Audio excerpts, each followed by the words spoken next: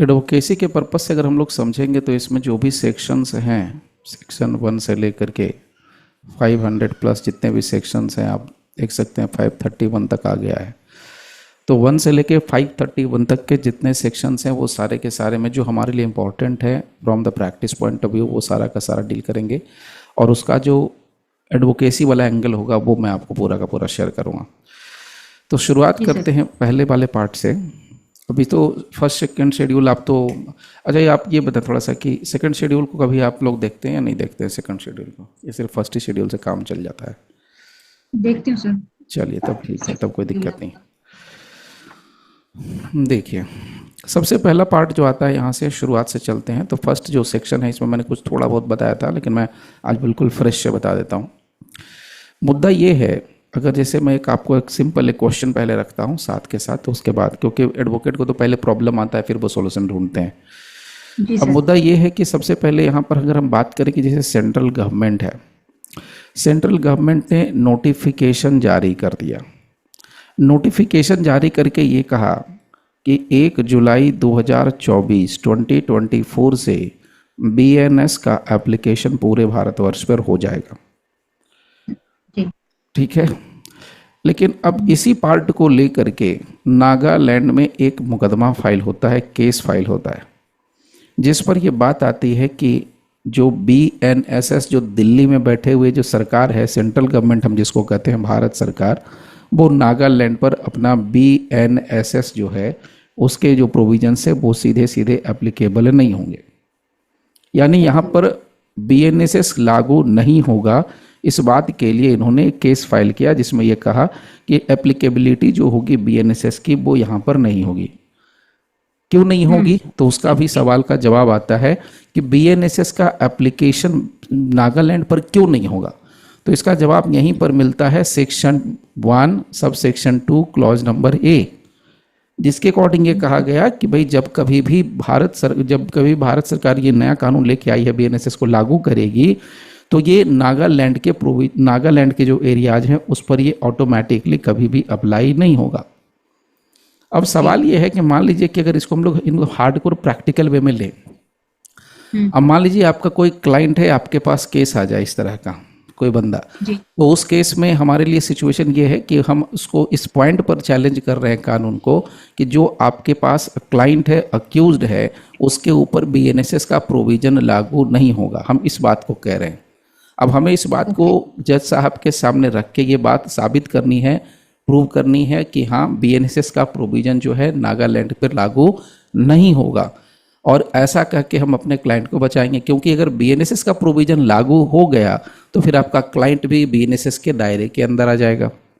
बहुत सारे ऐसे चैप्टर से, बहुत सारे ऐसे प्रोविजंस हैं जो कि नागालैंड पर लागू होते ही नहीं है, जी। या नागालैंड पर बीएनएसएस या सीआरपीसी का प्रोविजन लागू होता ही नहीं।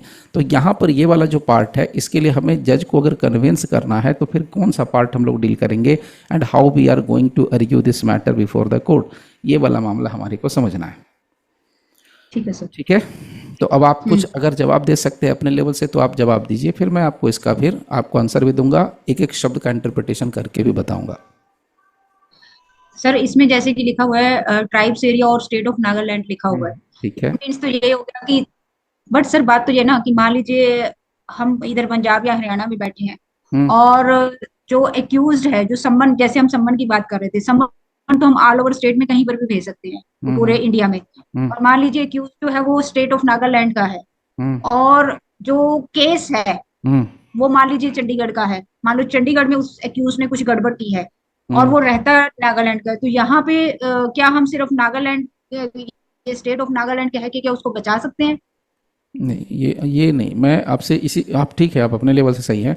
मैं ये कह रहा हूँ कि जी। नागालैंड का कोई आदमी, नागालैंड का कोई अक्यूज्ड पर्सन आपको हायर करता है, नाउ यू हैव टू जी। Defend him, then in that condition आप क्या आर्ग्यू करेंगे? हमारे यहाँ बहुत सारे लोग हैं, जाते हैं नागालैंड बट भी जाते हैं, कैलकाटा जाते हैं, अंडमान निकोबार जाते हैं, सब जगह घूमते रहते हैं लोग बट वहाँ के इसमें तो सर उनको। बोल ही दिया गया है कि बीएनएसएस नागालैंड पर एप्लीकेबल ही नहीं है, तो बीएनएसएस तो चलेगा ही नहीं वहां पर, इसके रूल्स तो नहीं चलेंगे। बीएनएसएस का रूल चलेगा ही नहीं। ये लिखा है ना आपने, the provision of this Sanhita other than those relating to the chapter 9, 11 and 12 shall not apply. Sir 9, 11 और 12 चलेगा, बाकी कोई नहीं चलेगा।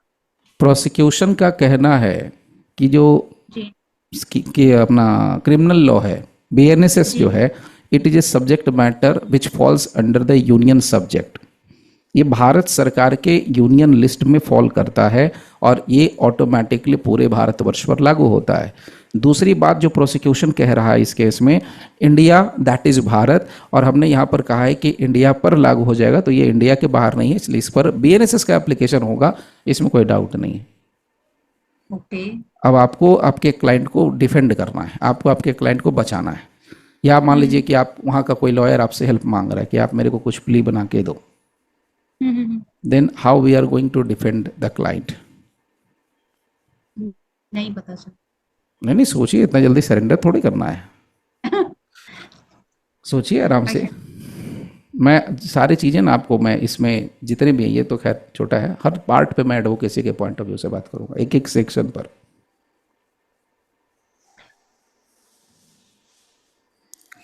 देखिए इसमें क्या सिस्टम है, यहाँ पर काम करता है system section number 1 subsection 2 of the BNSS.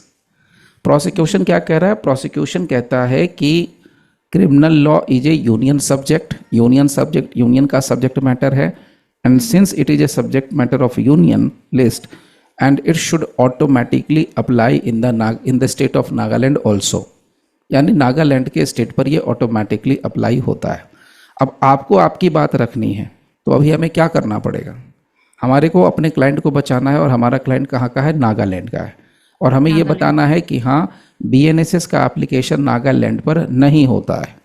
अब यहाँ से इसके लिए प्रोविजन साफ साफ लिखा है कि द प्रोविजंस ऑफ दिस संहिता, यानी बीएनएसएस के जितने भी सेक्शन हैं, सेक्शन 1 से लेकर के 531, 531 तक के sections, other than those relating to chapters 9, 11 and 12, यानी इन चैप्टर्स को छोड़ करके, other than those thereof shall not apply.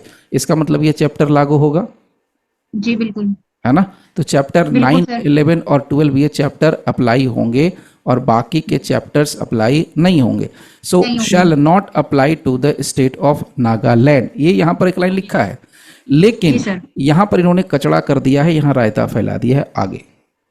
जी हम लोग क्या करते हैं, अक्सर जो टीचर्स होते हैं, नॉर्मली हम लोग ऐसे डिस्कस करें तो ये यहाँ पर सिर्फ इतना पढ़ के ख़त्म कर देते हैं कि भाई लागू नहीं होगा, बीएनएसएस का कोई प्रोविजन लागू नहीं होगा, सिर्फ 9, 11 और 12 लागू होगा। अब इसकी गहराई पे चलते हैं।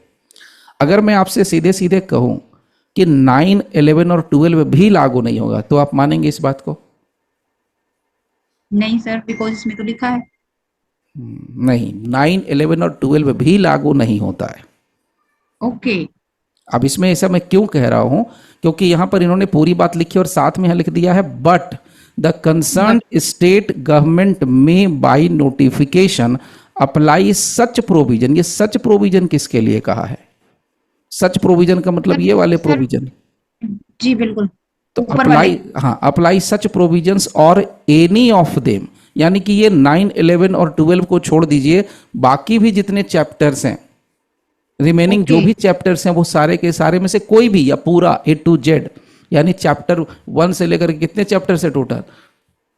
39।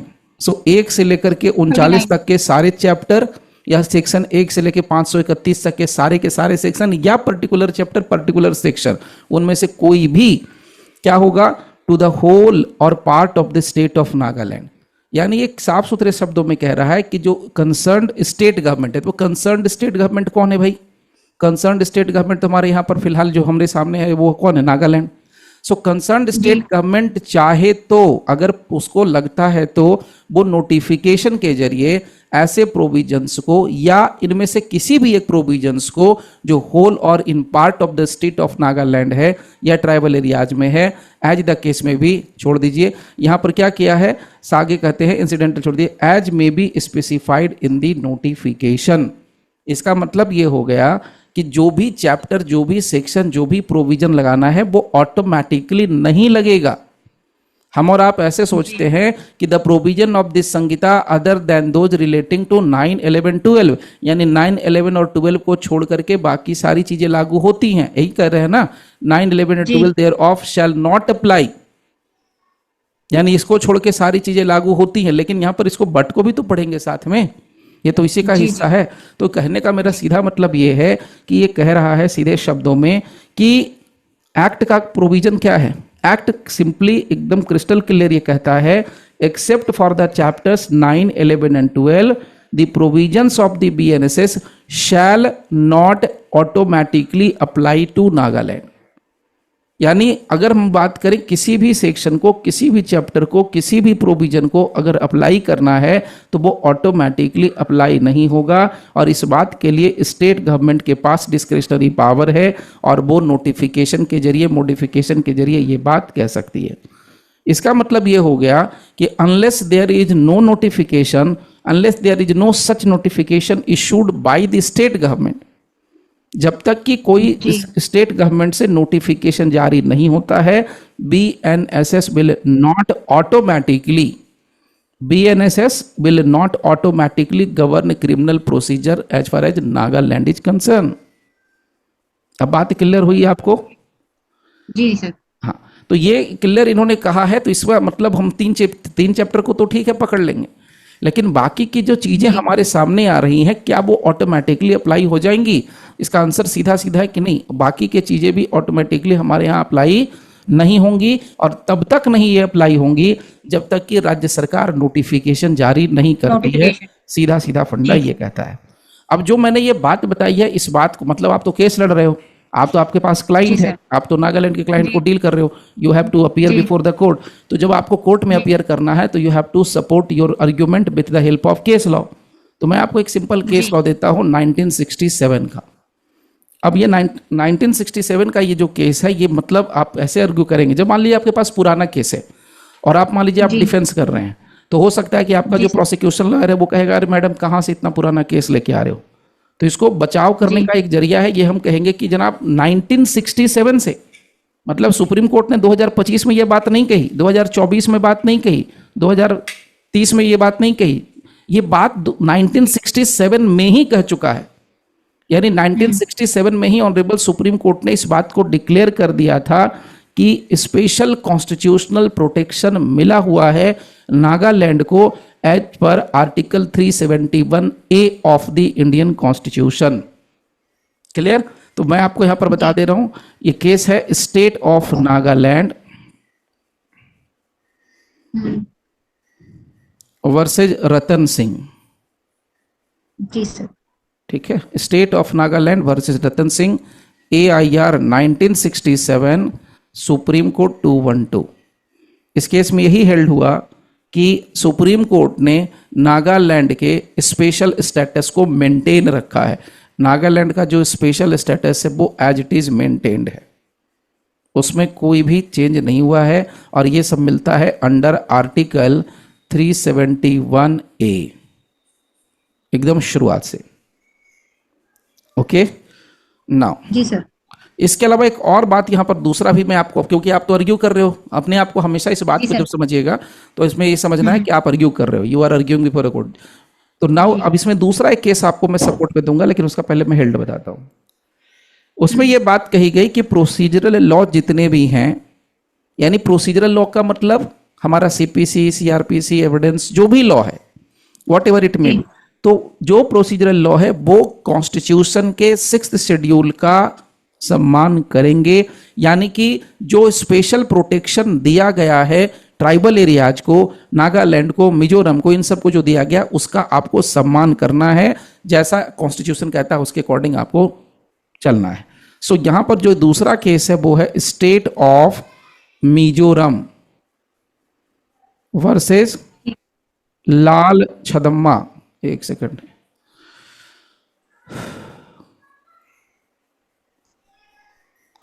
ये ज्वाइन करके, क्या सुहास जी आपको आवाज आ रही है, मिल रही है आवाज? तो बोलिए यस जल्दी से। नाउ अब इसमें आते हैं दूसरे एक मैटर और लेते हैं।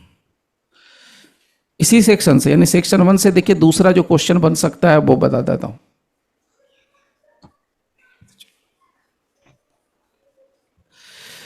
अब इसमें एक मामला आता है कि मान लीजिए एक मैटर है असम से जुड़ा हुआ। असम तो हम लोग अक्सर जाते रहते हैं, कामरूप कामाख्या वहीं पर है, लोग जानते ही हैं।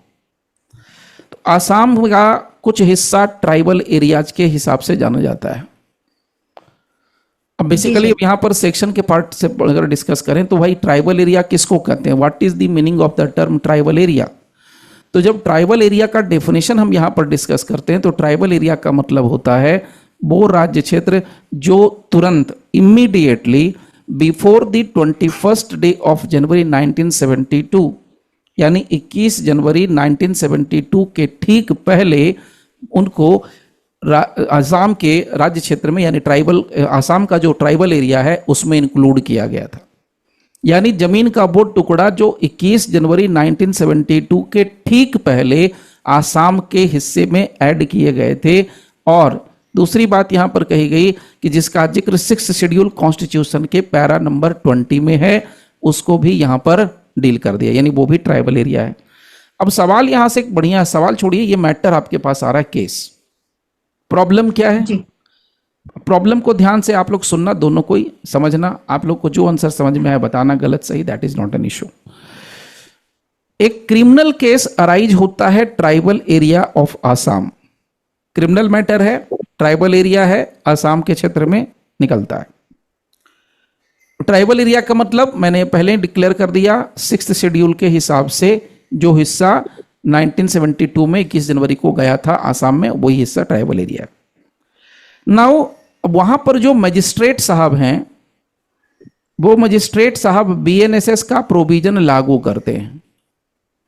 So the magistrate applies BNSS provisions in the matter of arrest and remand. ध्यान से सुनिएगा, मजिस्ट्रेट साहब बीएनएसएस में जो अरेस्ट, गिरफ्तार करने के लिए और रिमांड करने के लिए जो प्रोविजन दिया गया है, इसको वो अप्लाई करते हैं। ये किसके तरफ से, यानी मजिस्ट्रेट किसके तरफ से हो गए, प्रोसिक्यूशन के तरफ से। मजिस्ट्रेट किसके तरफ से आ गए, ये हो गए अपने स्टेट के तरफ से। मजिस्ट्रेट का मतलब जुडिशियल मजिस्ट्रेट मैं नहीं कह रहा हूं, वहां का जो एक होता है ना अपना, क्या बोलते हैं दूसरा magistrate, executive magistrate, right. Now अब यहां पर डिफेंस आया, आपके पास डिफेंस है, यानी आपके पास अक्यूज्ड है। अक्यूज है तो अक्यूज आपसे ये कहता है कि कहना है उसका कि मैडम जो है ये बीएनएसएस का हमारे ट्राइबल एरिया पर एप्लीकेशन नहीं होगा। क्या बोल रहा है अक्यूज? अक्यूज कह रहा है सबसे बड़ा डिफेंस लेके कि बीएनएसएस तो हमारे एरिया में लागू ही नहीं होगा। हम लोग कौन है, हम लोग तो ट्राइबल एरियाज हैं, हम लोग तो ट्राइबल्स हैं, और ट्राइबल पर कभी भी बीएनएसएस का एप्लीकेशन नहीं होता है। तब तक नहीं होता है जब तक कि राज्य सरकार नोटिफिकेशन जारी करके उस प्रोविजन को लागू नहीं करती है। मसलन अगर नागालैंड की, या जैसे यहां पर बोले तो आसाम की जो सरकार है, अगर आसाम की सरकार एक नोटिफिकेशन जारी करे और नोटिफिकेशन जारी करके कहे कि बीएनएसएस में जो अरेस्ट का प्रोविजन बताया गया है, विथ वारंट, विदाउट वारंट, जो भी प्रोविजन बताया गया है वो, और रिमांड का जो भी प्रोविजन बीएनएसएस में बताया गया है, वो सारे के सारे प्रोविजंस आसाम के ट्राइबल एरियाज पर लागू किए जाएंगे। इस बात का एक नोटिफिकेशन जारी कर दे आसाम की सरकार। जैसे ही जिस दिन को ये नोटिफिकेशन जारी हो जाएगा, उसी तारीख से, उसी समय से अरेस्ट करने के लिए ट्राइबल एरिया में किसी भी व्यक्ति को बीएनएसएस का प्रोविजन फॉलो करना पड़ेगा। पुलिस को किसी व्यक्ति को रिमांड पर लेना है या रिमांड का सिस्टम चलाना है तो तुरंत पुलिस को या एडमिनिस्ट्रेशन को बीएनएसएस के प्रोविजन के हिसाब से चलना पड़ेगा। अगेन यहां पर मजिस्ट्रेट साहब फिर से कहते हैं कि देखो भाई, बीएनएसएस जो है ये भारत सरकार का बनाया हुआ कानून है। BNSS is a central law, it is not a state made law, and it is a central law on criminal procedure. जब ये सेंट्रल लॉ है, भारत सरकार का है, और हम तो राज्य हैं, राज्य में भी हम छोटे से ट्राइबल एरियाज हैं, तो हम पर तो ये अपने आप क्या होगा, प्रिवेल हो जाएगा, हम पर ये सीधे सीधे लग जाएगा। अब आपको क्या करना है, आपको अपने क्लाइंट को बचाना है, आपको अपने अक्यूज्ड को बचाना है। क्योंकि आपके अक्यूज जी पर क्या लगाया गया है, बीएनएसएस के अंदर जो अरेस्ट का प्रोविजन है अरेस्ट का उसके तहत उसको अरेस्ट किया गया। रिमांड के जी लिए वो प्रोविजन फॉलो किया गया जो बीएनएसएस में है। जी आपके क्लाइंट को स्टेट ऐसे मतलब एक तरीके से टॉर्चर कर रही है, प्रताड़ित कर रही है, whatever. Now you have to जी protect your client, you have to make defence. अब कैसे डिफेंस करेंगे, क्या प्रोविजन आपको लेना होगा, कोर्ट में क्या बताना पड़ेगा, कौन कौन सा प्रोविजन हम यहां पर रख सकते हैं, एनी आइडिया? सर समय एक लेके बताइए, एक तो कोई ये हड़बड़ी एक, नहीं है। हाँ बताइए। सर एक तो यही हो गया कि जब तक गवर्नमेंट बाय नोटिफिकेशन ये बोलती नहीं है कि अरेस्ट और रिमांड प्रोविजंस चलेंगे, तब तक आप एक्यूज को अरेस्ट नहीं कर सकते जो शेड्यूल ट्राइब एरिया से जुड़ा हुआ है। सर हम्म एक तो यही हो गया। And hmm. सर सिक्स जो पैराग्राफ 20 ऑफ सिक्स शेड्यूल है वो कॉन्स्टिट्यूशन, सर वो तो देखना पड़ेगा, उसके बाद समझ आएगी इसकी तो सिक्स शेड्यूल को देखना पड़ेगा आपके हिसाब से, जी राइट? और इसके अलावा और क्या देखना पड़ेगा? बीएनएसएस का प्रोविजन सेक्शन 1 जो भी हम लोग डिस्कस कर रहे हैं, जी जी राइट? बिल्कुल हाँ। जी तो देखिए, इसका मतलब ये हो गया कि अगर हम रिलेवेंट सेक्शंस की बात करें, यानी जो प्रोविजन है हमारे लिए, उसमें यहाँ तक तो आपने बिल्कुल सही कहा कि section 1 subsection 2 clause B, ये जो मैटर निकल के आ रहा है वो section 1 subsection 2 clause B से निकल के आ रहा है, यहाँ से निकल के आ रहा है। देखिए मैं एक छोटे छोटे पार्ट पर आपको क्वेश्चन बना के दे रहा हूँ। तो यहाँ पर बी से आ गया ट्राइबल एरियाज पर। अब ये आपने बिल्कुल सही कहा कि इसको हमें क्या करना होगा, लिंक करना होगा या रीड विथ करना होगा para number 20 of 6th schedule of the constitution. So constitution के 6th शेड्यूल के पैरा नंबर 20 को आपको देखना पड़ेगा कि आपका क्लाइंट, आपका सो कॉल्ड जो अक्यूज्ड है, क्या वो वास्तव में ट्राइबल एरिया के अंदर फॉल करता है कि नहीं। क्योंकि ये पूरे आसाम की बात नहीं कर रहा है, let me remind you frankly, ये टेढ़ी खीर है, लोग इस पर ध्यान नहीं देते हैं, लेकिन जो आसाम में रहते हैं उनको बड़े अच्छे से पता है। ये कह रहा है कि हम कहां पर लागू नहीं होंगे, हम ट्राइबल एरियाज पर लागू नहीं होंगे। और ट्राइबल एरिया का मतलब है आसाम का वो क्षेत्र जो ट्राइबल एरिया के अंदर है। यानी आसाम में भैया दो तरह का क्षेत्र होगा ना, जी आसाम में दो तरह के एरियाज होंगे, एक होगा जो प्योरली शुद्ध तरीके से ट्राइबल एरिया होगा और एक दूसरा होगा जो नॉन ट्राइबल एरिया होगा। तो इसका मतलब ये हो गया कि जो नॉन ट्राइबल एरिया है उस पर तो लगाया जा सकता है कानून, के नहीं लगाया जा सकता है? बिल्कुल लगाया जा सकता है। तो अगर आपका क्लाइंट नॉन ट्राइबल एरिया में गलती से फॉल कर गया तब तो आप उसका कुछ नहीं उखाड़ पाएंगे, कुछ नहीं बिगाड़ पाएंगे। बिल्कुल नहीं। यस और नो? यस। ओके, इस नहीं बात सर, हाँ बताइए। सर उखाड़ नहीं पाएंगे, मतलब कि वो हमारे बीएनएसएस में फॉल कर जाएगा, फिर हमें बीएनएसएस के हिसाब से हाँ तो मतलब हम ये प्ली नहीं ले सकते, मेरे कहने का मतलब ये हुआ कि we can not take the plea कि it is not applicable, right? जी सर जी हाँ। तो नॉन ट्राइबल एरिया में आपका क्लाइंट अगर फॉल कर गया तो फिर तो हम ये प्ली नहीं लेंगे कि बीएनएसएस का एप्लीकेशन नहीं होता है।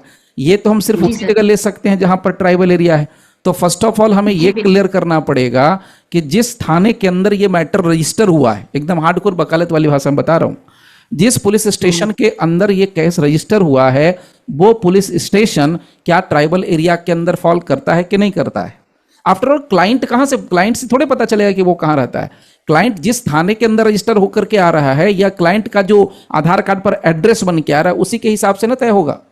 अगर चलिए थाने को हमने साइड कर दिया, थाना तो कहीं भी केस रजिस्टर हो सकता है, एफआईआर तो किसी के खिलाफ कहीं भी हो सकती है। भैया आसाम का बंदा दिल्ली में केस हो सकता है, बिल्कुल हो सकता है, जी इट इज पॉसिबल।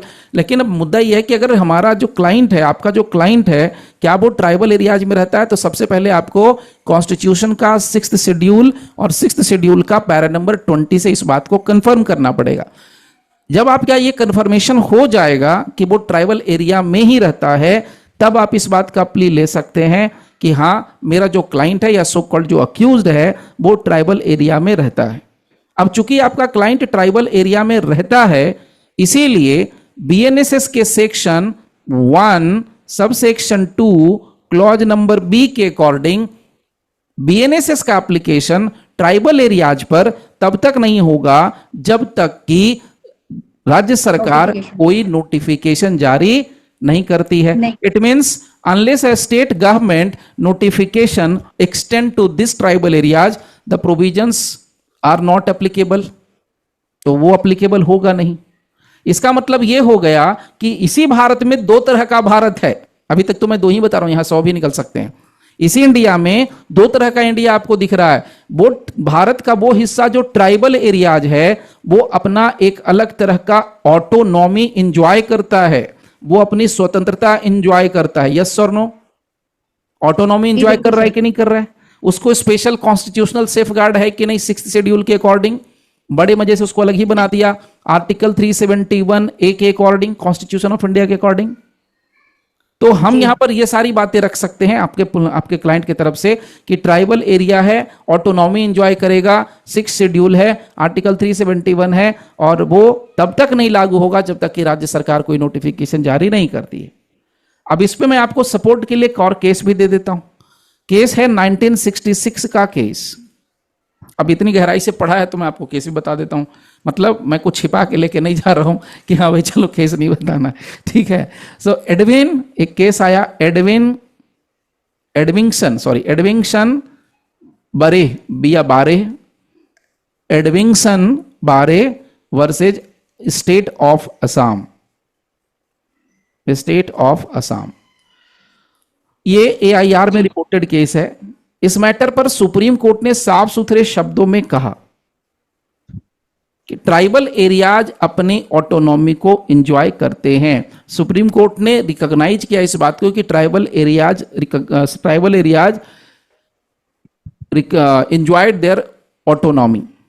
तो यहां पर मैं लिख सकता हूं, सुप्रीम कोर्ट रिकॉग्नाइज्ड द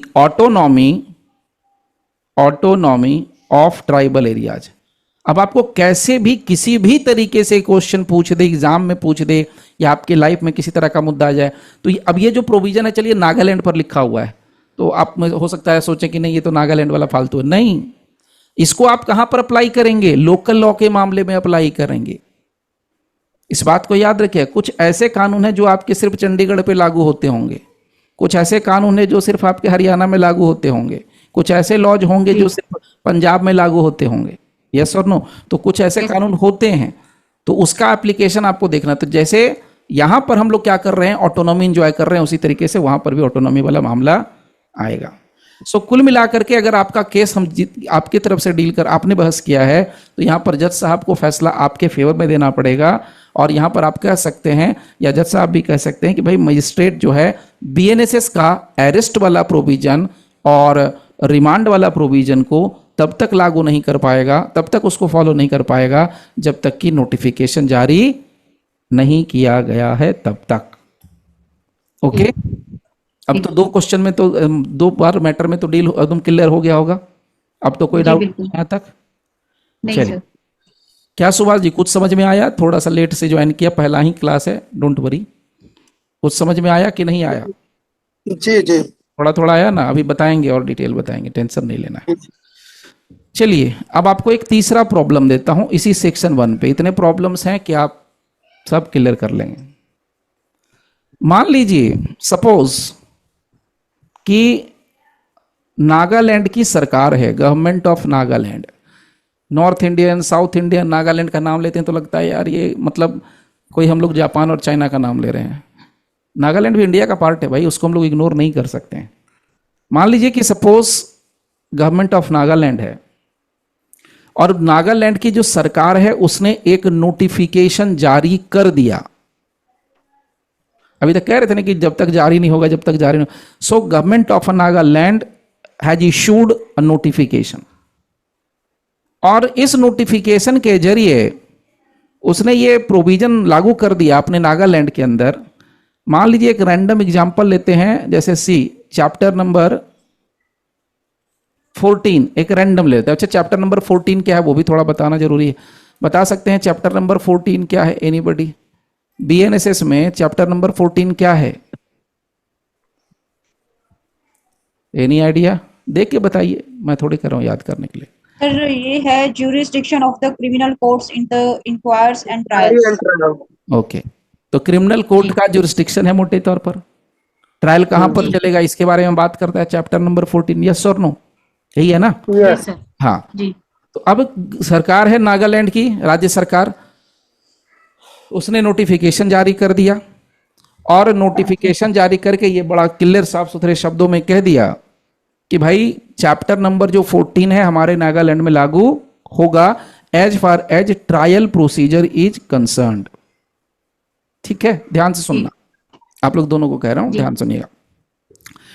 अब ट्रायल प्रोसीजर को चलाने के लिए चैप्टर 14 तो लगाया, लेकिन इसमें उन्होंने थोड़ा सा मॉडिफिकेशन कर दिया, थोड़ा सा चेंज कर दिया। उसमें से कुछ प्रोविजन को चेंज करके कर दिया कि हम आंख बंद करके बीएनएसएस का सारा प्रोविजन ट्रायल के लिए नहीं चलाएंगे। ट्रायल करने के लिए हम नागालैंड का जो कस्टमरी प्रैक्टिस है, जो यहां पर लोकल तरीका चलता है, जो लोकल मेथड्स चलता है, जो प्रैक्टिस में है, जिसके लिए हम टर्म इस्तेमाल करते हैं कस्टमरी प्रैक्टिसेस। कस्टमरी प्रैक्टिसेस, तो जो कस्टमरी प्रैक्टिसेज है उसको हम फॉलो करेंगे। क्लियर? अब फिर अपने आप को सोचिए कि आपके पास एक क्या है, आपके पास एक क्लाइंट है, वो अगेन अक्यूज्ड है। अब सवाल ये उठता है, ध्यान से सुनिएगा, अब आपको अक्यूज्ड में क्यों दे रहा हूं और आप अक्यूज्ड की तरफ से आर्ग्यू क्यों कर रहे हो, ये भी सोचने वाला मुद्दा है ना। बिकॉज सर कंप्लेनेंट की तरफ से तो प्रोसिक्यूशन खड़ा हुआ है। हाँ ठीक है, खड़ा हुआ है, तो आपके अक्यूज्ड को क्या घाटा है, क्या प्रॉब्लम है? मान लीजिए नागालैंड की सरकार ने एक नोटिफिकेशन निकाल दिया और कह दिया कि ठीक है बीएनएसएस का चैप्टर नंबर 14 ट्रायल वाला जो चैप्टर है वो लागू होगा, तो इससे आपके क्लाइंट के पेट में दर्द क्यों हो रहा है, आपका अक्यूज्ड क्यों छटपटा रहा है? This is the question. क्या प्रॉब्लम है उसको? सर उसको यही दिक्कत है कि बीएनएसएस का जो ये चैप्टर है ये उसके ऊपर अप्लाई हो जाएगा। हाँ तो जो बिल्कुल ठीक, बीएनएसएस के सेक्शन है उसके हिसाब से उसका ट्रायल चलेगा। बिल्कुल ठीक और बात है। अगर अगर हम तो आप नागालैंड आपके क्लाइंट को बचाना है तो क्या करेंगे? सर फिर हम ये जो कस्टमरी प्रैक्टिसेस है इसके ऊपर प्रेशर डालने की कोशिश करेंगे कि हमारा क्लाइंट जो है कस्टमरी प्रैक्टिसेस के अकॉर्डिंग चलेगा, ना कि बीएनएसएस के अकॉर्डिंग। बिकॉज इसमें ये लिखा गया है कि नोटिफिकेशन के साथ साथ आप कॉन्स्टिट्यूशन के 20th शेड्यूल में वो आना चाहिए। तो आपका क्या प्ली रहेगा कोर्ट के सामने, आप क्या कहने वाले हैं? सर जज मैं साहब के अगर सामने, बोलूंगी हाँ तो बताइए। सर मैं अगर बोलना चाहूंगी तो यही बोलूंगी कि अगर ये नोटिफिकेशन कर भी दिया गया है बट ये कॉन्स्टिट्यूशन के उसमें नहीं आता है। क्यों? आप बीएनएसएस में तो साफ साफ लिखा है कि ये कर सकते हैं, नोटिफिकेशन ला सकते हैं, फिर आपको क्या दिक्कत है भाई? जज बट साहब सर का ये उसमें सवाल ऐसा रहेगा है ना, as refer to the para 20 in the 6th schedule of the constitution. तो ये दोनों चीजें होंगी तभी पैरा, कर हाँ पाएंगे। ठीक है, तो para 20 is dealing with the tribal areas, para 20 is dealing with the tribal area, हम तो नागालैंड की बात कर रहे हैं। पैरा 20, अब देखिए फर्क अच्छा है, आपने जो आपका कंफ्यूजन था अब वो दूर हो जाएगा। Para 20 is basically dealing with the tribal areas.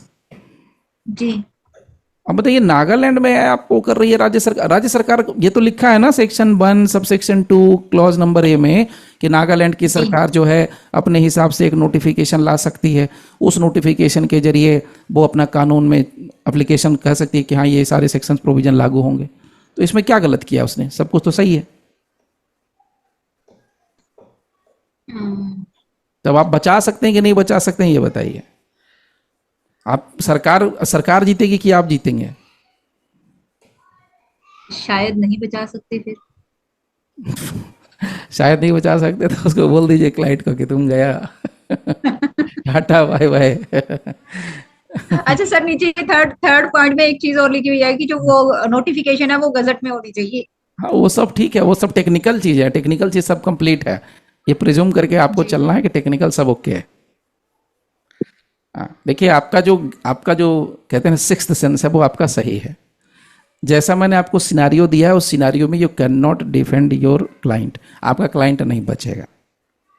जी ये बात फैक्ट है। इस बात में आपने जो ये किया बहुत अच्छी बात करी आपने, आपका सिक्स्थ सेंस बहुत अच्छे से काम किया। क्यों? रीजन क्या है? क्योंकि सेक्शन 1 का सबसेक्शन 2 नागालैंड राज्य को इस बात के लिए पावर देता है, अथॉरिटी देता है कि हाँ आप जो है अपने हिसाब से चेंज कर सकते हैं। So it is the power of the state government to apply provisions with supplemental, नीचे लिखा है लास्ट लाइन में देखिए, सप्लीमेंटल, इंसिडेंटल और कॉन्सिक्वेंशियल मॉडिफिकेशंस। तो मैंने आपसे कहा भी कि ट्रायल का चैप्टर है, लेकिन उसने क्या कर दिया, सरकार ने थोड़ा मॉडिफिकेशन कर दिया। तो सरकार जो है अपने हिसाब से सप्लीमेंटल चेंजेज कर सकती है, सरकार अपने हिसाब से इंसिडेंटल चेंजेज कर सकती है, या कॉन्सिक्वेंशियल मॉडिफिकेशन भी कर सकती है। तो जब सरकार को बीएनएसएस सामने से कह रहा है कि कर सकती है और कर दिया, तो फिर उसमें आपको कोई तकलीफ नहीं होनी चाहिए। हाँ, आप एक बात को लेकर के आप अपना आर्ग्यू कर सकते हैं कि हाँ, ये आप कह सकते हैं कि हाँ, जो स्टेट गवर्नमेंट है वो सेंट्रल गवर्नमेंट के बनाए कानून को मॉडिफाई नहीं कर सकती है। ये बात आप कह सकते हैं कोर्ट में, इस बात से शुरुआत कर सकते हैं। मतलब आपका क्लाइंट भी दुखी नहीं रहेगा, आपकी फीस भी आपको प्रॉपर मिल जाएगी। मतलब लगेगा क्लाइंट को कि हाँ भाई, मैडम ने सचमुच में फाइट करा है मेरे लिए। क्योंकि आपने बहुत बड़ी बात कह दी, आपने कहा कि जो राज्य सरकार है नागालैंड की, उसको अथॉरिटी नहीं है भारत सरकार के बनाए हुए कानून को चेंज करने का, अमेंड करने का, परिवर्तन करने का। क्योंकि इसने क्या किया, मॉडिफिकेशन कर दिया। ध्यान से सुनिए, बहुत टेक्निकल सवाल है। क्या आप मॉडिफिकेशन कर सकते हैं? यस, कर सकते हैं। इस पॉइंट पर हर एक राज्य कर सकती है, हर एक स्टेट गवर्नमेंट कर सकता है। लेकिन यहां मुद्दा अलग है, यहां पर ये स्पेशल स्टेटस वाला राज्य है। मुद्दा क्या है, ये स्पेशल स्टेटस वाला राज्य है, तो क्या ये परिवर्तन कर सकता है? कर सकता है। सो इसका मतलब ये हो गया कि अगर हम इसका कंप्लीट एनालिसिस करें तो बीएनएसएस एक्सप्रेसली इंपावर करता है राज्य सरकार को कि आप कर सकते हैं, चेंजेज कर सकते हैं। इसके सपोर्ट में मैं आपको कुछ केसेस दे देता हूं। आप एक केस लिख सकते हैं, बड़ा फेमस केस है, A K. Roy versus union of India, 1982 का ये केस है। अब इस केस को क्यों डील करना है उसकी बात समझिए। सर ये किसमें है? AIR में या SCC में? AIR है, AI पहले जमाने का है ना मैडम, सब AIR चलता था, बाद में SCC आया। AIR 1982 सुप्रीम कोर्ट 710, पूरा साइटेशन दे दिया। ये तो आप कानून पर डालेंगे ना, इंडियन कानून पर इतना भी डालेंगे तो निकल जाएगा, ऐसे भी लैंडमार्क जजमेंट है। तो A.K. Roy versus union of India का केस मैं क्यों आपको कोट कर रहा हूं, और ये केस जो मैं बता रहा हूं आपको, ये बहुत सारे मैटर पर काम करेगा। मतलब ये एंटीबायोटिक है, कुछ भी हो तो आप खा सकते हैं, मतलब उन कंडीशन में। इस केस में एक बहुत इंपॉर्टेंट बात है सुप्रीम कोर्ट ने कही। सुप्रीम कोर्ट ने कहा कि कंडीशनल लेजिस्लेशन, अभी भारी शब्द इस्तेमाल कर रहा हूं। सुभाष जी आवाज आ रही है, नहीं आ रही है? आ रही है ना, ठीक है। नहीं समझ में आया तो भूलना आप, अब ये टर्म आप लोग नहीं समझोगे तो बताना। Conditional legislation and delegated powers, ये दोनों अपनी जगह पर वैलिड है। अब देखिए, इसको भूल जाइए, मैं बताता हूं example. Section 1 subsection 2 clause number A BNSS, section 1 clause number sub section 2 clause number A state of Nagaland. मैं कलर भी इसका चेंज कर दे रहा हूं, ठीक है, ये वाला स्टेट ऑफ नागालैंड। ये है क्या, आप इसको समझिए, ये है क्या। इस कानून को जरा इन डेप्थ समझिए। आप तो वकाल, देखिए जो आप लोग एडवोकेट हैं, इसलिए मैं एडवोकेसी के पॉइंट ऑफ व्यू से बहुत डूब के बता रहा हूं। इतना आप गहराई से बताएंगे तो जज साहब को समझ में आ जाएगा कि इसके पास बहुत इन डेप्थ नॉलेज है, और जो मैं बता रहा हूं इस सच में बहुत गहरी बात है, बहुत ही इन डेप्थ नॉलेज है। मैं आपसे यह कह रहा हूं कि A.K. रॉय के केस में सुप्रीम कोर्ट ने एक बात कही कि कंडीशनल लेजिस्लेशन और डेलीगेटेड पावर वैलिड होता है यदि उसके लिए गाइडलाइंस जारी की गई है तो।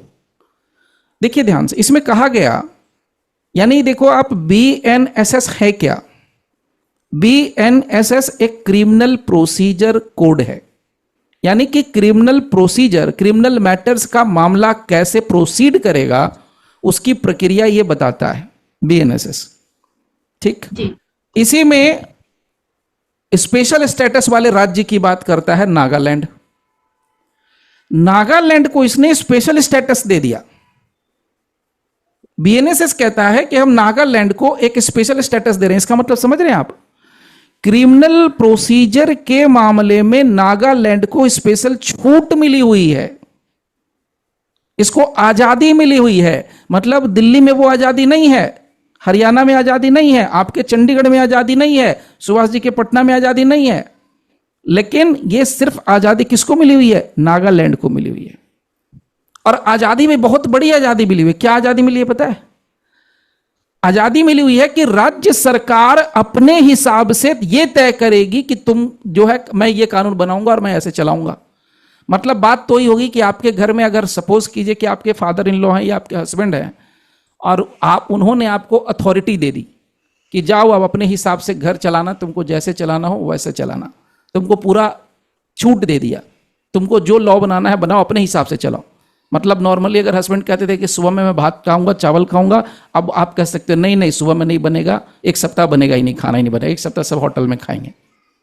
अब चूंकि आपको आजादी मिली हुई है, you can make any law. This is called delegated legislation, this is called delegated power.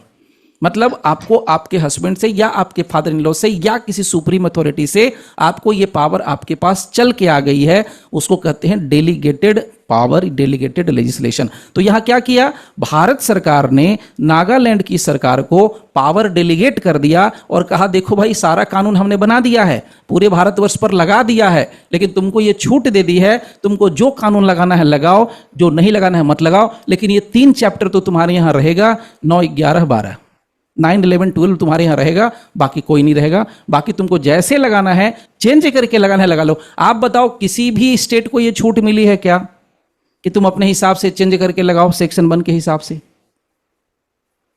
नहीं मिली है। वो अलग प्रोविजन से मिल जाएगी, मैं उस पर भी आऊंगा। यहां पर इस पार्ट नागालैंड के अलावा सिर्फ ट्राइबल एरियाज को मिली है। हाँ वही 2 लोगों को, मतलब बाकी नॉर्थ इंडिया को नहीं मिली, वेस्ट इंडिया को नहीं मिली, साउथ इंडिया को नहीं मिली है, नहीं ना मिली है। जम्मू कश्मीर को नहीं मिली, दिल्ली को नहीं मिली, आपके स्टेट को नहीं मिली, मेरे स्टेट को नहीं मिली, किसी को नहीं मिली, सिर्फ उसको मिली। तो यहां पर इन्होंने क्या कहा, मैं आपको शॉर्ट में से क्लियर करता हूं। एके रॉय के केस में सुप्रीम कोर्ट ने साफ सुथरा कहा कि अगर किसी राज्य को, अगर भारत की सरकार ने डेलीगेटेड पावर दे दिया है कानून बनाने का और साथ में गाइडलाइंस भी दे दिए हैं कि आप इतने गाइडलाइंस के अंदर आप इस तरीके से कानून बना सकते हैं, तो बिल्कुल वो कानून अपनी जगह वैलिड है और कानून बना सकती है। क्योंकि आप कोर्ट में क्या प्ली ले रहे थे जबरदस्ती वाला? आपने क्या कहा था अपने क्लाइंट को बचाने के लिए? आपने अपने क्लाइंट को बचाने के लिए कहा था कि भारत सरकार का कानून है, राज्य सरकार उसको चेंज नहीं कर सकती है। राज्य सरकार ने क्या किया था? चैप्टर 14 लगा दिया आपके राज्य में, अपने राज्य में। बोला ट्रायल कैसे चलेगा? तो बीएनएसएस के हिसाब से चलेगा। उसमें भी कुछ चेंजेस कर दिया अपने हिसाब से। आपने उसको क्या कर दिया? चैलेंज कर दिया। और चैलेंज करके क्या कहा? नहीं नहीं नहीं नहीं, भारत सरकार का कानून है, तुम कहां से चैलेंज चेक कर दो, चेंज कर सकते हो, अमेंड कर सकते हो। आपने राज्य सरकार को कहा you can not amend the law which is made by the central government, ये तो तुम्हारे पावर से बियॉन्ड है। जी बिल्कुल। तो अब अभी आपके खिलाफ जाएगा मामला, आप इसमें नहीं बचा सकते। मैंने आपने भी कहा था, मैं भी कह रहा हूं। तो प्रोसिक्यूशन यहां पर यही केस लेके आएगा, एके रॉय वाला, sorry A K Roy versus union of India वाला। वो कहेगा नहीं, आपने तो 1982 में ही ये बात कह दी थी। सुप्रीम कोर्ट का ऑलरेडी केस डिसाइडेड है, 1982 से डिसाइडेड है। मतलब आज से 40-42 साल पहले सुप्रीम कोर्ट ने ये पहले ही कह दिया कि हाँ, अगर किसी राज्य को पावर दिया गया है तो वो अपने आप में सही है, वो बना सकता है कानून। तो गलत क्या किया? नागालैंड को भारत सरकार ने बीएनएसएस के अंदर पावर दे दिया, नागालैंड की सरकार ने अपने उसके हिसाब से नोटिफिकेशन जारी कर दिया, कानून में परिवर्तन कर दिया, तो सब कुछ तो लीगल है, ओके है, जनरल है। तो तुम्हारा क्या प्रॉब्लम है भाई? चलो अब ट्रायल कैसे चलेगा? चैप्टर 14 से चलेगा। Now got it the point. So final result क्या हुआ? सरकार का नोटिफिकेशन इज वैलिड और अक्यूज्ड का चैलेंज क्या हो जाएगा? फेल हो जाएगा। क्लियर? चलिए और भी ले सकते हैं।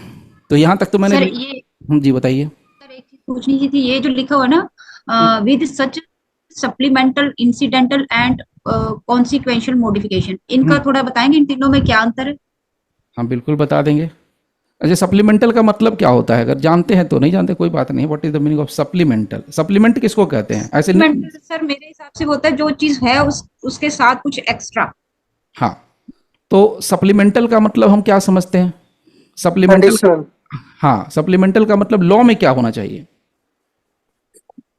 लॉ में क्या होना चाहिए? उसके सहयोग के लिए कोई और चीज एडिशनल ऐड करना।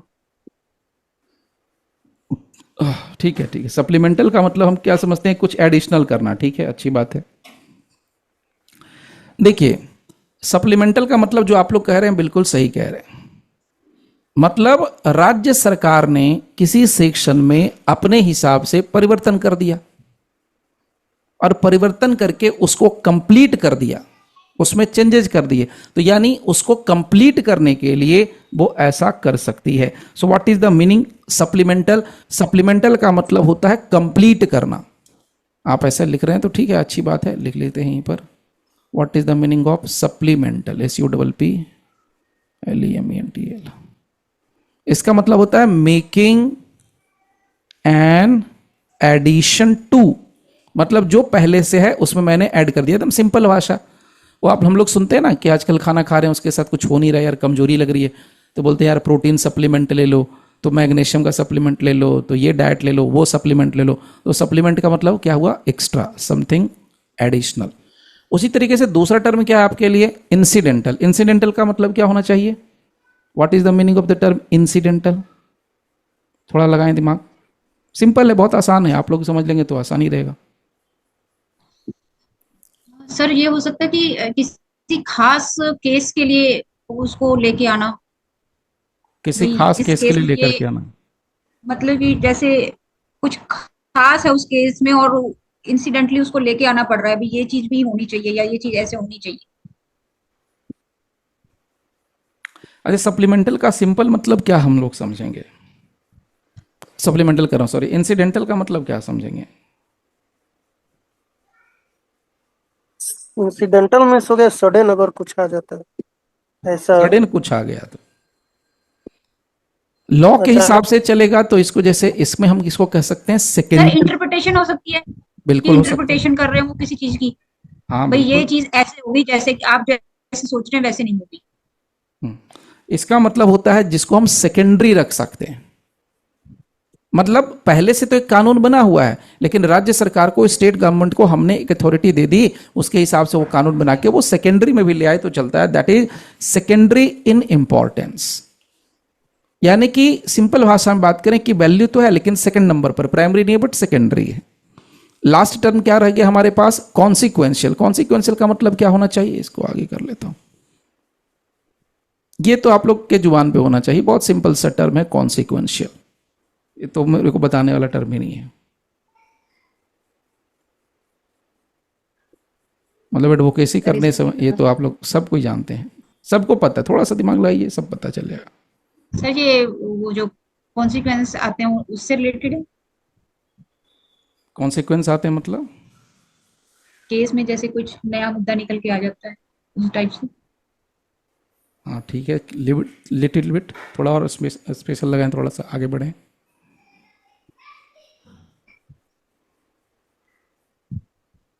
थोड़ा सा आगे बढ़िए, थोड़ा सा।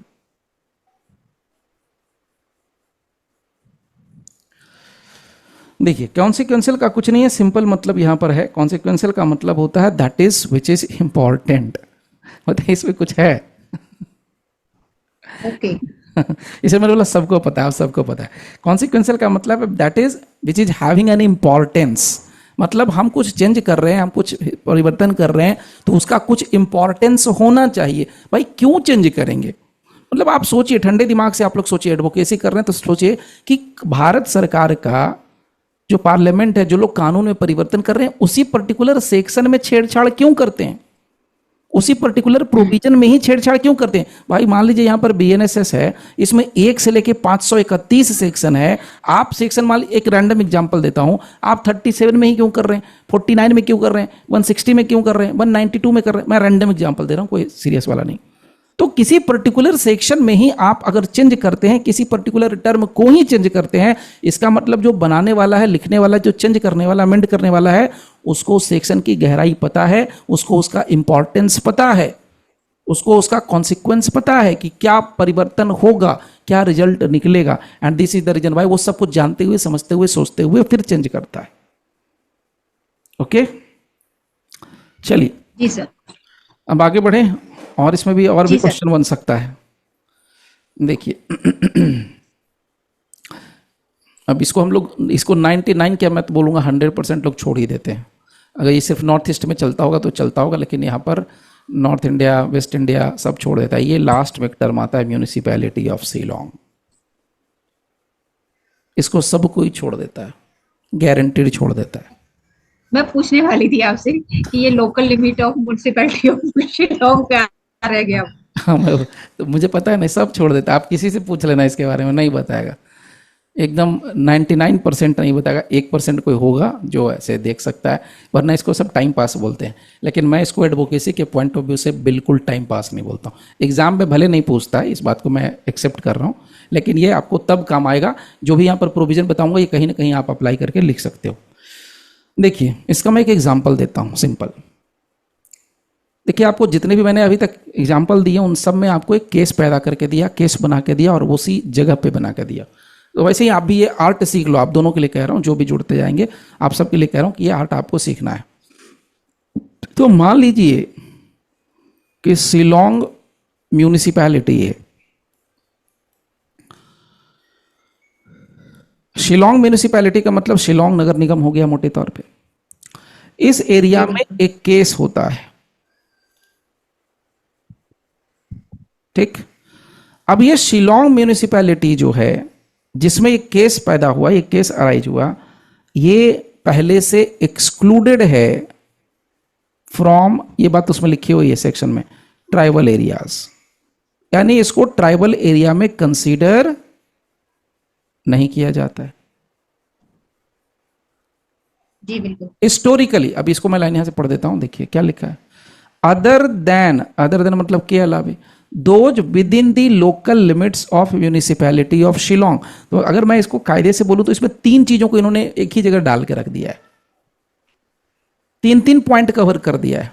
एक तो इन्होंने नागालैंड को पकड़ के बैठ गए, दूसरा आसाम को पकड़ के बैठ गए, और तीसरा शिलोंग को पकड़ के बैठ गए। यस और नो, ये तीनों को लेके। और तीनों पर आपको कहीं नहीं मिलेगा, मैं फिर से कह रहा हूं, आप ढूंढना लो आप लोग बैठ के कभी टाइम पर, यूट्यूब पे तो बिल्कुल नहीं मिलेगा, श्योर। अब ये शिलोंग वाला चक्कर क्या है, शिलोंग म्यूनिसिपैलिटी वाला चक्कर, उसको जरा समझिए। इसमें साफ साफ ये है कि शिलोंग म्यूनिसिपैलिटी जो है ट्राइबल एरिया के शब्द के अंदर नहीं आती है। इसका मतलब Shillong municipality 6th schedule constitution of India में नहीं आता है। जी क्लियर? जी बिल्कुल। अब केस एक केस हुआ, केस कहां हुआ, शिलोंग में, ठीक। अब मान लीजिए कि अगर मुकदमा चलना है तो क्या वो शिलोंग म्यूनिसिपैलिटी में जो आपका क्लाइंट है और जिसके खिलाफ केस हुआ है उस पर बीएनएसएस का प्रोविजन अप्लाई होगा कि नहीं होगा? वो शिलोंग से बिलोंग करता है, शिलोंग म्यूनिसिपैलिटी। बता सकते हैं? बिल्कुल होगा सर, कैसे होगा? बिकॉज इसमें लिखा है कि other than those with in the local limits of municipality of Shillong. Other than तो बोल ही दिया सर। ओके। नहीं नहीं नहीं नहीं नहीं, sorry sorry sorry, other than those in the local limits of municipality of Shillong. इन लोगों को छोड़कर सर, हम्म। शिलोंग म्युनिसिपैलिटी के लोगों को छोड़कर बाकी जो भी होंगे उनके ऊपर बीएनएसएस लागू होगा। अच्छा अच्छा, ये शिलोंग है कहाँ बाय द वे? एनीबडी? मैं तो कभी नहीं गया हूँ। मेघालय, मेघालय। शिलोंग है मेघालय में, और मेघालय का बहुत बढ़िया बात कही इन्होंने, शिलोंग। तो शिलोंग है मेघालय में, तो मेघालय में तो यहाँ पर कुछ बात आ नहीं रही है मेघालय की। आपने तो कहा नागालैंड, आपने कहा ट्राइबल एरियाज, आपने कहा शिलोंग म्यूनिसिपैलिटी। अब मैं आप लोगों को ये सिर्फ दिखा रहा हूँ। नाउ मैं आपको यहाँ पर दिखा देता हूँ, जस्ट अ सेकेंड। मैंने आप लोगों के लिए थोड़ा सा गूगल करके रख दिया, ये रहा देखिए। मैंने ऐसे यहाँ पर शिलोंग लिख दिया है, शिलोंग की स्पेलिंग भी गलत थी, हाँ ऐसे SHILONG है, ठीक है, ओके, जस्ट लीव इट। ये रहा Shillong. Shillong is a hill station and the capital of Meghalaya, India. It is headquarter of the East Khasi hills district. Shillong is the 330th most populous, जो भी है, वट एवर इट में भी, ओके। तो ये है शिलोंग की छोटी सी कहानी, जो हम लोग यहाँ से विकिपीडिया से भी देख सकते हैं, ओके। ये पूरा का पूरा सिस्टम यहाँ पर चल रहा है, ये सब कुछ यहाँ देखिए। ऑफिशियल यहाँ पर इंग्लिश है, एसोसिएट ऑफिशियल खासी ग्रैप, ये सब कुछ यहाँ पर दिया हुआ है। अब सवाल यहाँ पर आपके लिए क्वेश्चन ये है, मतलब हम लोगों के लिए है, आपका क्लाइंट है और वो कहाँ से बिलोंग करता है, शिलोंग म्यूनिसिपैलिटी से। आप अपने क्लाइंट को कैसे बचा सकते हैं? बचेगा कि नहीं बचेगा?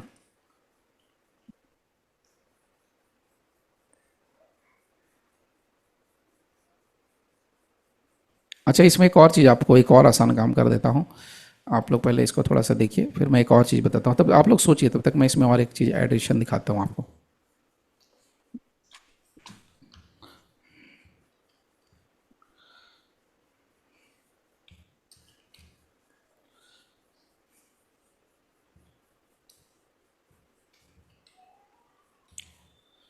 मैं आप लोग के लिए 6th schedule Indian constitution open कर रहा हूँ, कोई अलग इधर उधर कहानी नहीं चल रही है। इसका मैं 6th शेड्यूल एक कर दिया, ये रहा आप लोग के सामने 6th शेड्यूल। ठीक है, सर चलिए। इसमें ये कहना चाह रहा है कि 6 शेड्यूल के पैराग्राफ 20 के अलावा ये म्युनिसिपैलिटी शिलोंग के लोग भी इसमें शामिल होंगे। देखिए, ये रहा ये आपके आगे सामने 6th शेड्यूल। ठीक है, अब जी देखिए 6th शेड्यूल क्यों बता रहा हूँ, ये सब कॉन्स्टिट्यूशन भी लोग अगर हम लोग जान गए तो कॉन्स्टिट्यूशन का ही पार्ट कवर हो रहा है। देखिए सुभाष जी, ये मत सोचिएगा कि हम लोग बीएनएसएस नहीं पढ़ रहे हैं। आपका अगर आप एग्जाम लिखने जा रहे हैं तो अच्छी बात है, यहाँ पर आपका कॉन्स्टिट्यूशन का सारा सवाल खत्म होता है धीरे धीरे। अब ये 6th शेड्यूल किसको डील करता है, 5th शेड्यूल किसको करता है, पैरा 20 क्या है, ट्राइबल एरियाज क्या है, ये सब कॉन्स्टिट्यूशन में है। तो इससे आपका एक कॉन्स्टिट्यूशन का पार्ट कवर हो रहा है। देखिए यहाँ पर provisions as to the administration of tribal areas in the states of Assam, Meghalaya, Tripura and Mizoram. और ये सारे के सारे क्या हैं, autonomous districts and autonomous regions हैं। और ये यहाँ पर सारा का सारा कहानी इन्होंने दे दिया है, द गवर्नर में बाई नोटिफिकेशन से एंड सो, ये आपके सामने मैंने पूरा 6th शेड्यूल दिखा दिया ये। ठीक है, देखिए इसमें मुद्दा क्या है कि आप यहाँ पर एक बात अर्ग्यू कर सकते हैं, आप एक बात सामने रख सकते हैं कोर्ट के, एज ए डिफेंस लॉयर आप एक बात कह सकते हैं कि BNSS जो है ये यहां पर अप्लीकेबल नहीं होगा। क्यों नहीं होगा, आप ये बात रख सकते हैं क्यों नहीं होगा, क्योंकि ये शिलोंग की जो आप कहानी बता रहे हैं, शिलोंग इज इन मेघालय, और आपने मेघालय के लिए स्पेसिफिक कुछ नहीं कहा है।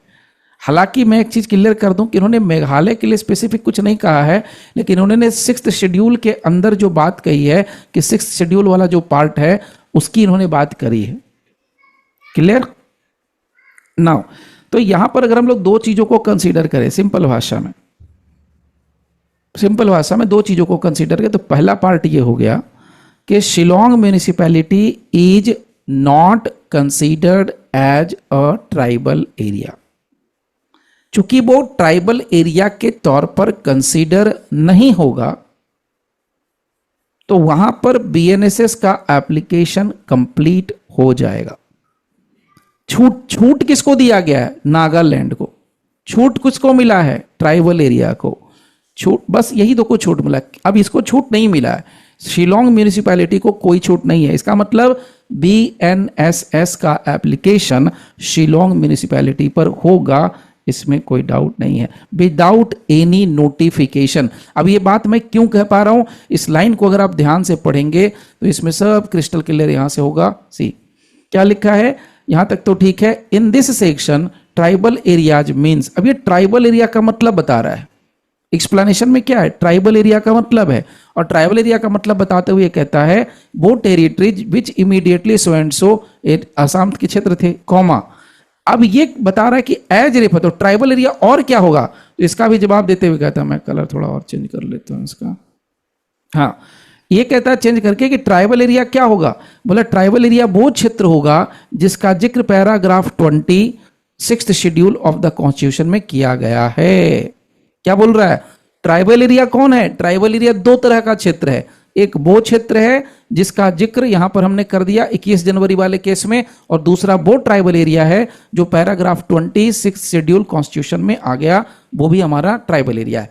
ट्राइबल एरिया क्या नहीं है, तो ये ट्राइबल एरिया नहीं है, other than those with in the local limits, other than those with in the local limits of the municipality of the Shillong.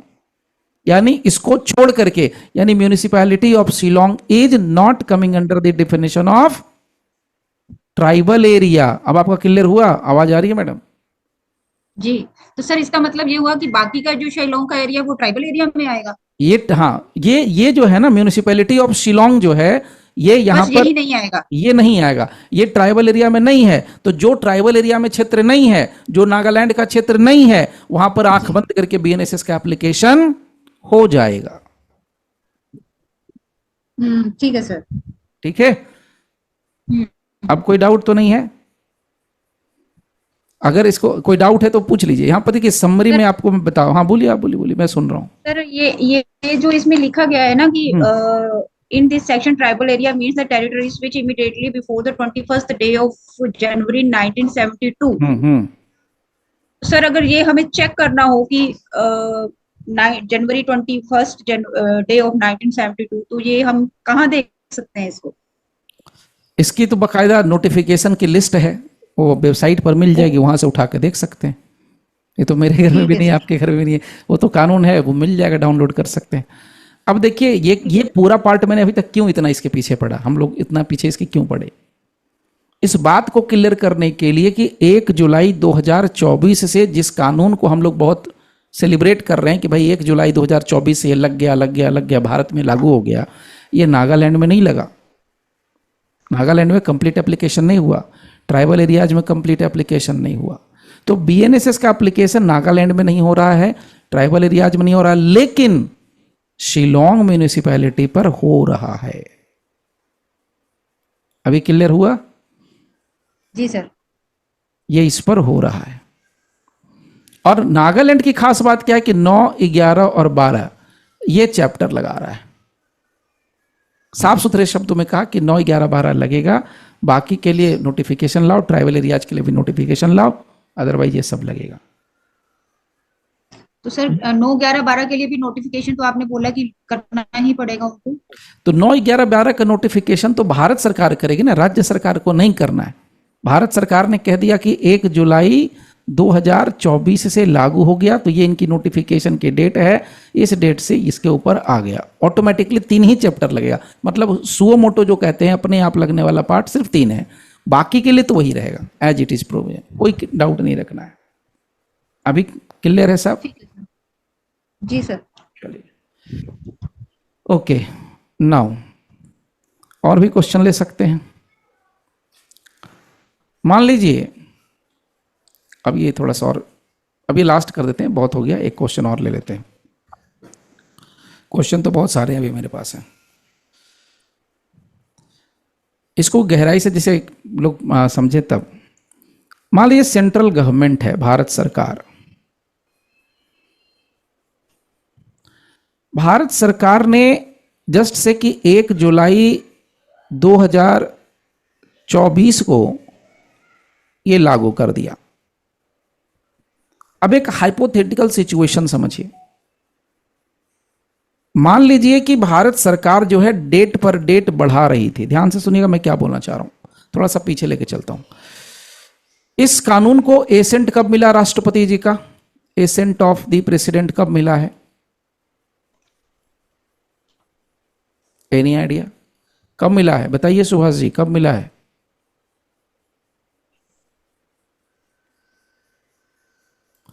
आवाज आ रही है? 25 दिसंबर 2023।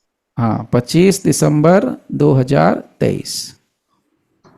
प्रेसिडेंट का एसेंट मिलने का मतलब है कि लोकसभा से पास है, राज्यसभा से पास है, राष्ट्रपति के यहां से भी पास है।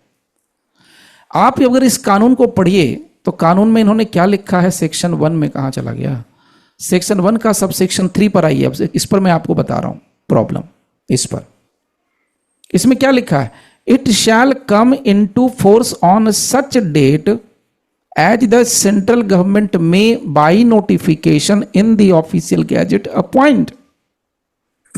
मतलब राष्ट्रपति जी ने पहले से दे दिया एसेंट, फिर भी इस कानून को लागू नहीं किया। राष्ट्रपति जी ने कब दिया? 25 दिसंबर 2023 में ही लगा दिया। अगर ये भारत सरकार चाहती, अगर ये नरेंद्र मोदी चाहते तो ये क्या कर सकते थे, कहते 1 जनवरी 2024 से लगा दो, था तो 1 फरवरी से लगा देते, 1 मार्च से लगा सकते थे, 1 अप्रैल से लगा, लेकिन ये क्या कर दिए, 1 जुलाई से लगाते हैं। बात को समझिएगा, 1 जुलाई से इन्होंने लगा दिया। अब इसी बीच एक मामला कोर्ट में, हाई कोर्ट में केस, मान लीजिए हम लोग प्रिजम्पशन लेते हैं, एक गया,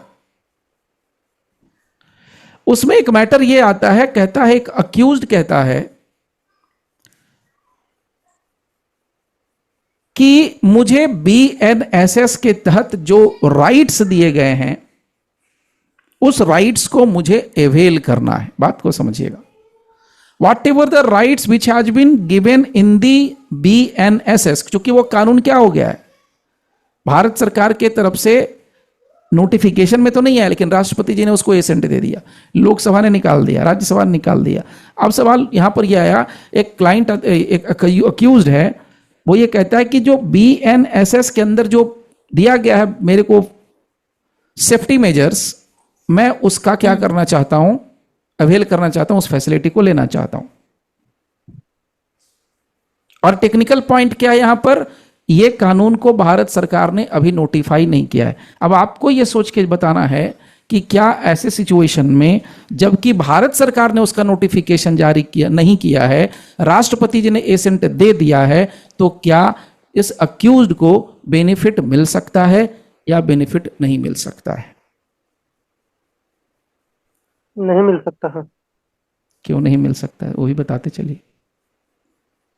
सर क्योंकि क्योंकि जब राष्ट्रपति का एसेट मिल जाता है तो वो कानून का रूप ले लेता है। तो कानून का तो रूप ले नहीं लिया, सर, तो राष्ट्रपति का तो हो गया, तो वही तो कह रहे हैं हम, वही तो हम भी कह रहे हैं सर। नहीं सर, बट वो लागू नहीं हुआ था पूरे भारत में अभी तक, क्योंकि जैसे कि हमारे पास केसेस आते हैं तो उसमें जुलाई महीने में या जून जुलाई में जब भी ये लागू हुआ था पूरे भारत में, उसके बाद ही FIRs में BNS चढ़ना शुरू हुआ था। तो ऐसा उससे क्यों पहले हो सर गया? हाई ऐसा ऐसा कहाँ लिखा हुआ है, कौन से सर किताब में लिखा हुआ?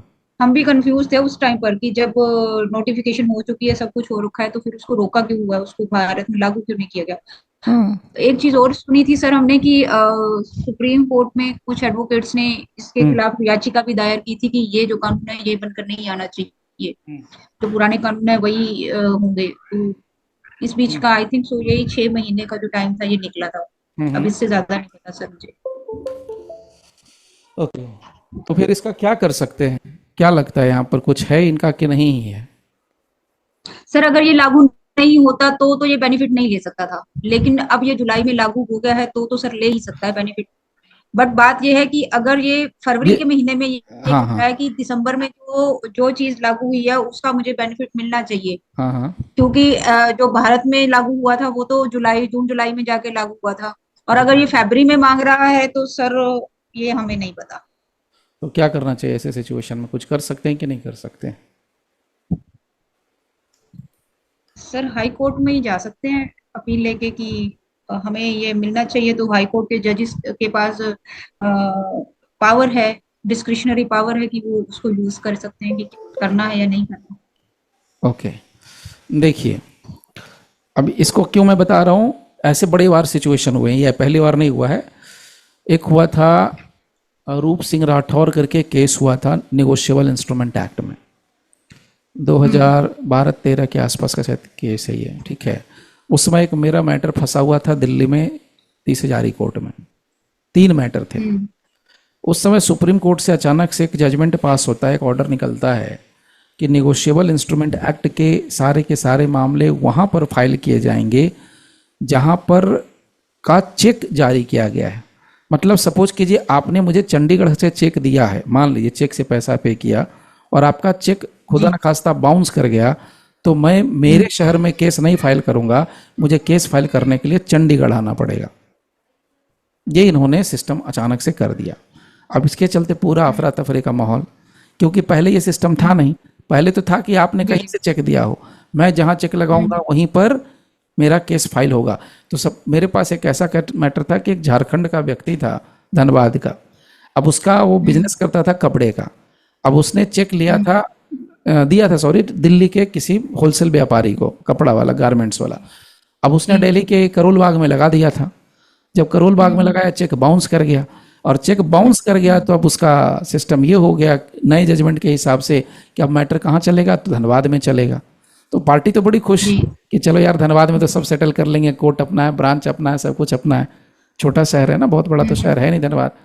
और दिल्ली वाला पार्टी बहुत परेशान, यार कहाँ करोल बाग से सारा, और मैटर भी ज़्यादा बड़ा भी नहीं था तो छोटा भी नहीं था, लेकिन था लगभग 5 या 7 लाख रुपए का होगा, 5.5 लाख समथिंग। 2 चेक थे, 5.5 और 1.5 करके ऐसे कुछ था। तो अब ये मामला हो गया। अब इस बीच में क्या हो रहा है कि लोग परेशान हो रहे हैं कि भाई कहाँ पर केस डालें, कहाँ पर केस का ट्रायल चले। इसी बीच क्या किया, भारत सरकार ने एक ऑर्डिनेंस जारी कर दिया, राष्ट्रपति जी ने एक ऑर्डिनेंस जारी कर दिया। अब इस ऑर्डिनेंस पर जो वहाँ के जो जजेस मजिस्ट्रेट थे उनके दिमाग की बत्ती जल नहीं रही है। अब कुछ लोग कह रहे हैं कि जी ऑर्डिनेंस का वैल्यू है कि राष्ट्रपति जी ने ओके कर दिया तो वो कानून है, अब वो जिस तारीख से ऑर्डिनेंस बनाया उस तारीख से वो लागू हो गया, तो इसका मतलब सुप्रीम कोर्ट का जो ऑर्डर है वो खत्म हो गया, सुप्रीम कोर्ट का ऑर्डर नलीफाई हो गया।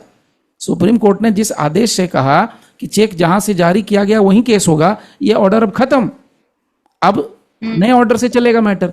अब ये बहसबाजी चलती रही, मतलब बड़ा सीधा सा मामला है, लेकिन इसमें लास्टली फाइनली क्या हुआ कि भारत सरकार की तरफ से आया नोटिफिकेशन, उसके बाद दिल्ली हाई कोर्ट ने बाकायदा एक नोटिफिकेशन जारी करके कहा कि हाँ अब जो है जितने भी मैटर डील होंगे वो सारे के सारे प्रेसिडेंट के ऑर्डिनेंस के अकॉर्डिंग होंगे, यानी सुप्रीम कोर्ट का जितना ऑर्डर है सब जीरो नलीफाई कर दिया गया। और वही हुआ, वैसा ही सीन यहाँ पर भी है। जब तक यहाँ पर मैं आपको, आपने जो कहा उसका आप 99% लोगों को नहीं पता, क्या 100% लोगों को नहीं पता, इक्का दुक्का मैं कहूँगा एक्सेप्शन है, मैं नहीं कहूँगा सब के सब, लेकिन हम लोग, मैं तो उसमें इतना इन डेप्थ स्टडी मेरी होती है कि मेरे को बताना पड़ता है। यहाँ एक केस है Shri Meenakshi mills limited versus union of India. ये 1974 का AIR का सुप्रीम कोर्ट का जजमेंट है। इस केस में सुप्रीम कोर्ट ने 1974 में साफ सुथरे शब्दों में कह दिया था, राष्ट्रपति चाहे तो जितना बार साइन कर दें कानून पर, जब भी साइन कर दें उससे कानून कभी भी लागू नहीं होता है देश पर। देश में कानून तभी और केवल तभी लागू होगा जब कमेंसमेंट उस कानून का होगा।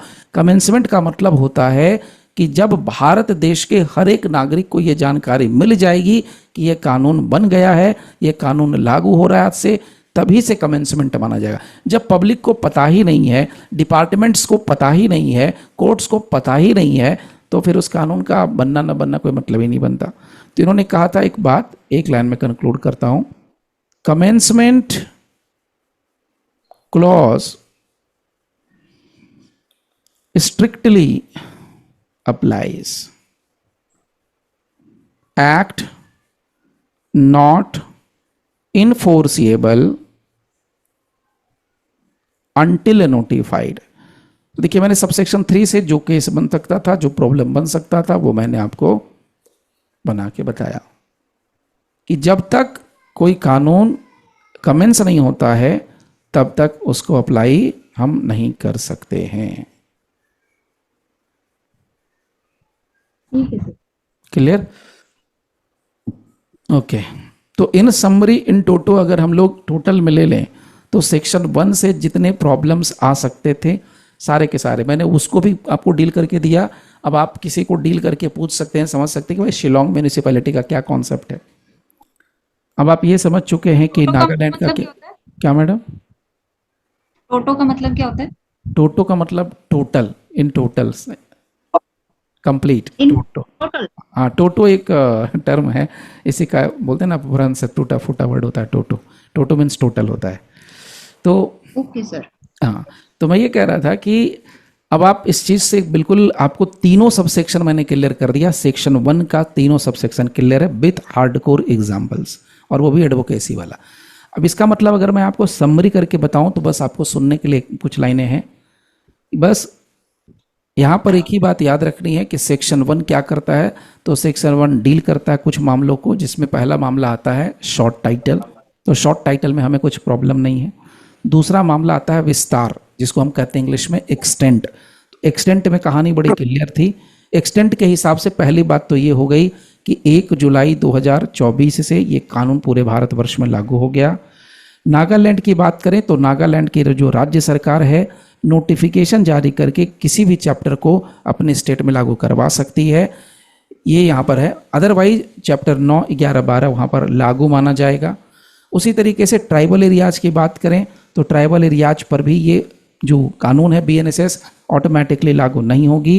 कुछ यानी 9, 11, 12 को छोड़ करके बाकी सारी चीज़ें एज इट इज लागू करने के लिए नोटिफिकेशन जारी करना पड़ेगा। ये बात यहाँ तक क्लियर हो गई, ठीक है। तो आई होप सो कि इसको ओके करते हैं, यहाँ पर स्टॉप करते हैं।